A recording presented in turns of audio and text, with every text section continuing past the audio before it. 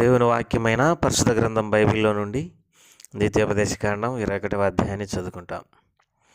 నీ దేవుడైన యెహోవా నీకు ఇచ్చుచున్న దేశంలో ఒకడు చంపబడి పొలంలో పడి ఉండుట కనబడినప్పుడు వాని చంపిన వాడెవడో అది తెలియక ఉండిన ఎడల నీ పెద్దలను నీ న్యాయాధిపతులను వచ్చి చంపబడిన వాని చుట్టూనున్న పురముల దూరం కొల్పింపవలెను.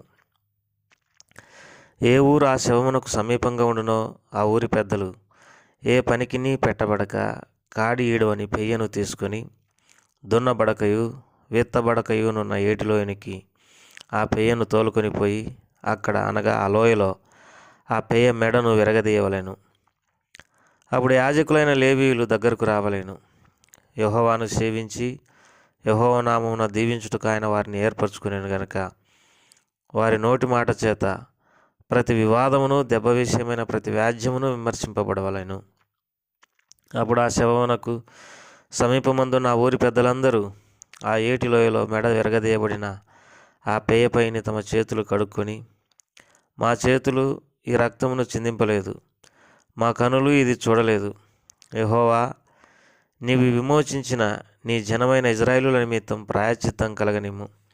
నీ జనమైన ఇజ్రాయేలుల మీద నిర్దోషి యొక్క ప్రాణం తీసిన దోషమును మోపవద్దని చెప్పవలెను. అప్పుడు వారి నిమిత్తము ప్రాయశ్చిత్తం కలుగును.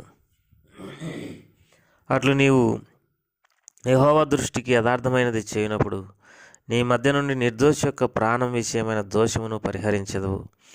నీవు శత్రువులతో యుద్ధం చేయబోనప్పుడు నీ దేవుడైన యెహోవా నీ చేతికి వారిని అప్పగించిన తర్వాత వారిని చెరపట్టి ఆ చెరపట్టబడిన వారిలో రూపవతి అయిన దానిని చూసి ఆమెను మోహించి ఆమెను పెళ్లి చేసుకున్న మనస్సై నీ ఇంట ఆమెను చేర్చుకుని తర్వాత ఆమె తల క్షౌరం చేయించుకొని గోళ్ళను తీయించుకొని తన చెరబట్టలు తీసివేసి నీ ఇంట నివసించి 1 నెల దినములు తన తల్లిదండ్రులను గురించి ప్రలాపన చేయుటకు నువ్వు ఆమెకు సెలవు ఇవ్వలేను. తర్వాత నీవు ఆమె వద్దకు పోయి ఆమెను పెళ్లి చేసుకుని వచ్చును. ఆమె నీకు భార్య అగును. నువ్వు ఆమె వలన సంతృష్టి నొందని ఎడల ఆమె మనసు వచ్చిన చోటికి ఆమెను సాగనంపవలనే కానీ ఆమెనంత మాత్రం వెండికి అమ్మకూడదు. నీవు ఆమెను అవమానపరిచితివి గనక ఆమెను దాసి వలె చూడకూడదు. ప్రేమింపబడినదొకతియు దేశింపబడినదొకతియు 2 భార్యలు ఒక పురుషునికి కలిగి ఉండి ప్రేమింపబడినదియు దేశింపబడినదియు వాని వలన బిడ్డలు కని జ్యేష్ఠ కుమారుడు దేశింపబడిన దాని కొడుకైన ఎడల తండ్రి తనకు కలిగిన దానిని తన కుమారులకు స్వాస్థ్యంగా ఇచ్చునాడు. ద్వేషింపబడిన దాని కుమారుడైన జ్యేష్ఠునికి మారుగా ప్రేమింపబడిన దాని కుమారుని జ్యేష్ఠునిగా చేయకూడదు. ద్వేషింపబడిన దాని కుమారునికి తండ్రి తన ఆస్తి అంతట్లో రెట్టింపు భాగం ఇచ్చి వానినే జ్యేష్ఠునిగా ఎంచవలెను. వీడు వాని బల ప్రారంభం గనుక జ్యేష్ఠాధికారం వేనిదే. ఒకని కుమారుడు మొండివాడై తిరగబడి తండ్రి మాటనే గాని తల్లి మాటనే గాని వెనకయుండి వారు అతని శిక్షించిన తర్వాతయు అతడు వారికి విధేయుడు కాకపోయిన ఎడల అతని తల్లిదండ్రులు అతని పట్టుకొని ఊరి గవిని వద్దకు కూర్చుండి పెద్దల వద్దకు తీసుకుని వచ్చి, మా కుమారుడైన వీడు మొండివాడై తిరగబడి ఉన్నాడు, మా మాట వినక తిండిపోతును త్రాగుబోతును ఆయనని ఊరి పెద్దలతో చెప్పవలేను. అప్పుడు ఆ ఊరి పెద్దలందరూ రాళ్లతో అతని చావగొట్టవలెను. అట్లు ఆ చెడుతనమును నీ మధ్య నుండి పరిహరించదు. ఇజ్రాయేలులందరూ విని భయపడుదురు. మరణశిక్షకు తగిన పాపం ఒకడు చేయగా అతని చంపి మ్రాను మీద వేలాడదీసిన యెడల అతని శవము రాత్రి వేళ ఆ మ్రాను మీద నిలవకూడదు.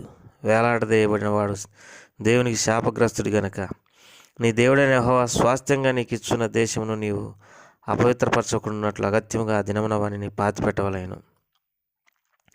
ప్రభువారు ఈ మాటలను మన కొరకై దీవించి ఆశీర్వదించునుగాక. ప్రేమగల తండ్రి, దయగల ప్రభా, నీకెంతో వందనాలు, స్తోత్రములు. మరి మీ ఘనమైన నామం, శక్తి కలిగిన నామాన్ని బట్టి నీ కృతజ్ఞతలు చెల్లిస్తుంటున్నాం. నీ దివ్య వాక్యం నుండి మేము కొన్ని వాక్య భాగాలను చదవడానికి సహాయపడుతున్నాం. దీన్ని ధ్యానించడానికి సహాయం చేయండి. మా హృదయాలకు మరి మేలు ఆశీర్వాదం కలగజేయమని యేసు ప్రభువారి నామం పేరట స్తుతించి ప్రార్థించి అడిగి వేడుకుంటున్నాం తండ్రి. ఆమెన్.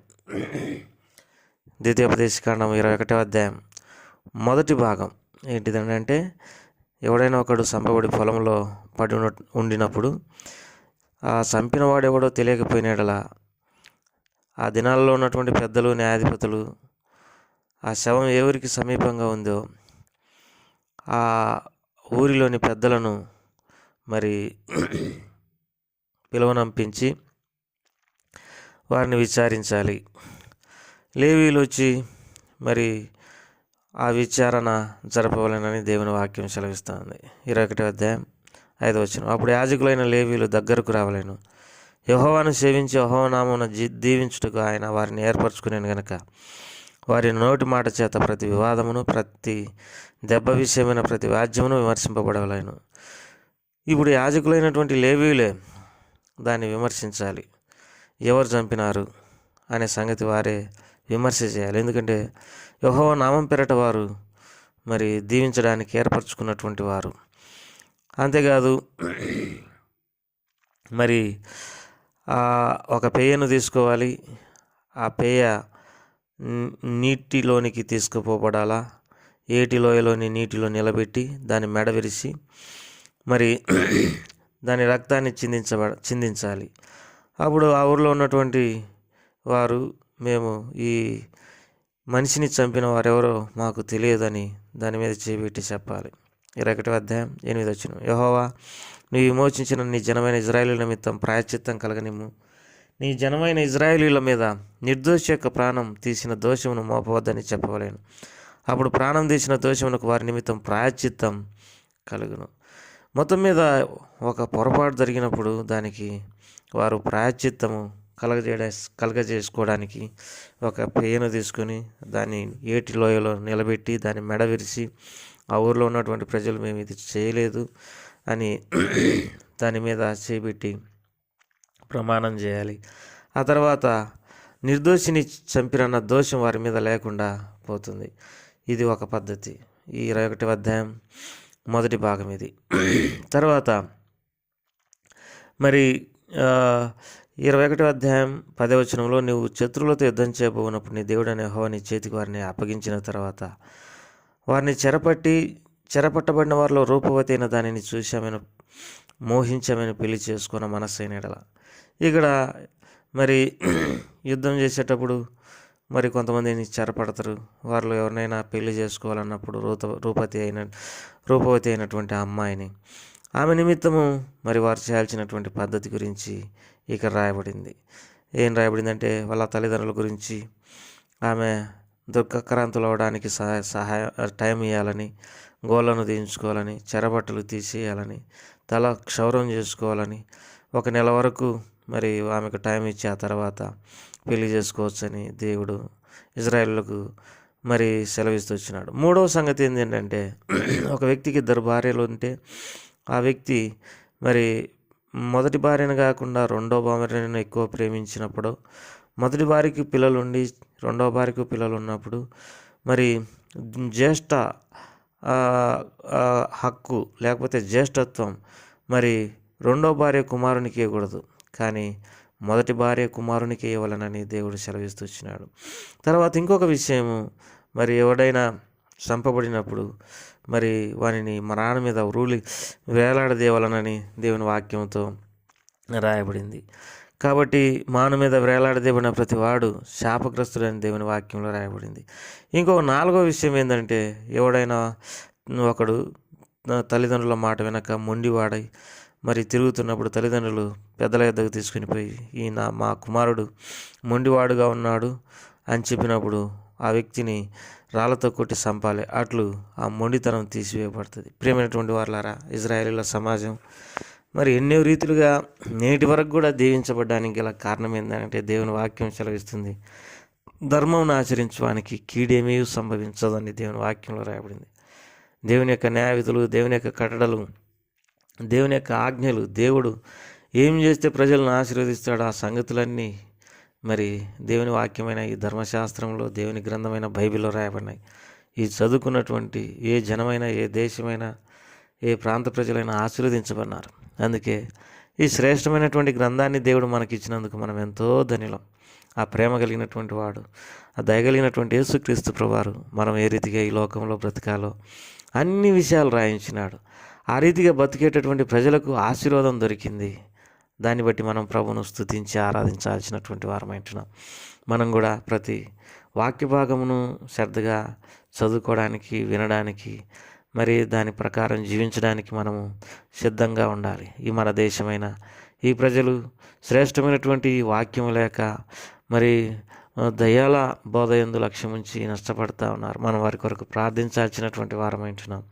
దేవుని ప్రజలమని చెప్పుకునేటటువంటి వారు ఈ బోధ యందు ఇష్టం లేక కల్పనా కథలు, లేకపోతే మరి నాటకాలు, లేకపోతే మరి ఇంకా చిన్నపిల్లల మనస్తత్వం కలిగి జీవించడం ఎంత విచారకరం. మన ప్రతి కుటుంబంలో ఒక బైబిల్, లేకపోతే ప్రతి ఒక్కరి చేతిలో బైబిల్ ఉండడం ఎంతో అవసరం. ఇన్ని శ్రేష్టమైనటువంటి పద్ధతులు మరి ఇజ్రాయేల్ ప్రజలకు దేవుడు తెలియజేసినాడు. అందుకే వారు ప్రపంచంలో ఎంతో శక్తివంతమైనటువంటి ప్రజలు, ఆశీర్వదించబడినటువంటి ప్రజలు, దేవునికి యాజక రూపకమైనటువంటి ప్రజలు, దేవునికి ప్రతిష్ఠితులు, దేవుని స్వత్తు అయినటువంటి ప్రజలు, దేవునికి స్వకీయ సాంపద్యం దేవుడు ఏర్పరచుకున్నటువంటి వాడు. ఇటువంటి స్థితిలోకి మనం కూడా రావాలంటే ఈ వాక్య భాగాలన్నింటినీ మనం అనుసరించాల్సినటువంటి వారమైంటున్నాం. ప్రభు ఆ రీతిగా సహాయపడిన గాక. ఆమేన్. ప్రేమగల తండ్రి, ఈ మాటలన్నింటిని మా కొరకు దీవించమని యేసు ప్రభువారి నామం పేరట అడిగి వేడుకుంటున్నాం తండ్రి. ఆమేన్.